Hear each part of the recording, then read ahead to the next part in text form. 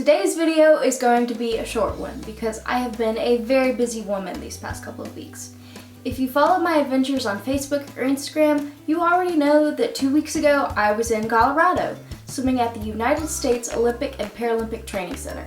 So today I'm going to talk a little bit more about what I was doing there.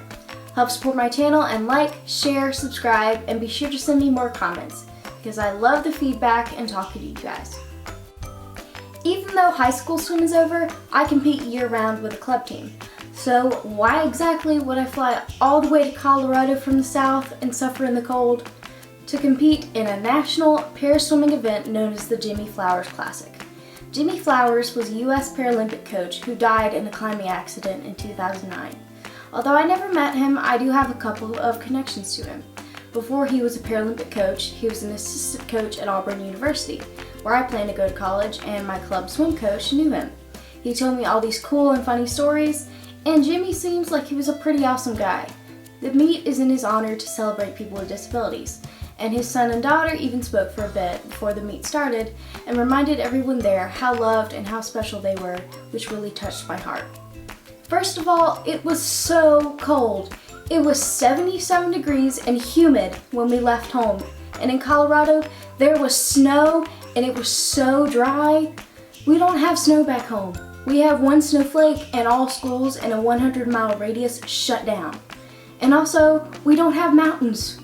Mountains, actual mountains. We could get out of the car in the 20-degree weather and take pictures. We don't have any of that, just beaches and summer weather hotter than 100 degrees and humidity. Prior to the meet, U.S. Paralympics held a camp for the national team, so there were tons of Paralympians there, including several gold medalists. The big dogs of swimming, so obviously I didn't have too high hopes that I would be coming home with some bling. I was also in higher altitude than back home and swimming in long course meters instead of short course yards. My mom and I followed everyone's advice and drank tons of water though, so that helped. I didn't get altitude sickness, and my times weren't too far off what they would have been back home. I did end up winning first in the 100-meter breaststroke because none of the Paralympians in my classification were swimming that event, so that earned me a little piece of bling. And I got to have my name announced over the speaker and pronounced correctly, which was super cool.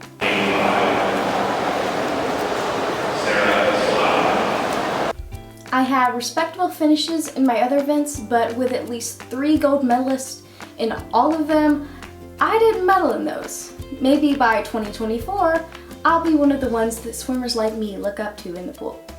But swimming against members of the U.S. Paralympic team wasn't even the best part of going to Colorado Springs. I have a cousin who's 7 and has a disability called osteogenesis imperfecta, OI or brittle bone disease. She lives in Colorado and we stayed with them, so she got to go and meet a friend of mine, Paralympic gold medalist Mackenzie Cohen, who also has OI. Megan does aquatherapy right now, but she talked to Mackenzie and is so excited to swim for real in the future. Mackenzie even gave Megan an official U.S. Paralympic team cap with Cohen on the side and a pair of her brand new Adidas goggles, and she wore both to aquatherapy the next day. They talked for a long time, and guys, it was so amazing. They just immediately connected and they understood each other in a way that only people with the same disability can. Megan's mom was crying, I was on the verge of tears, and later Megan told me, I feel so comfortable here. I'm not the weird girl in a wheelchair, which I noticed was pretty close to what I said in my first Paralympic meet about the swimmers there understanding me and being my people. I hope everyone is doing great. Stay safe. Don't get sick. I know the flu is going around and stuff. Never doubt your abilities because you can do anything you set your mind to. Even if you're not strong enough now, you will be. Don't give up and remember that you are loved. Like, comment, share with your friends, and subscribe. I love you guys. Bye!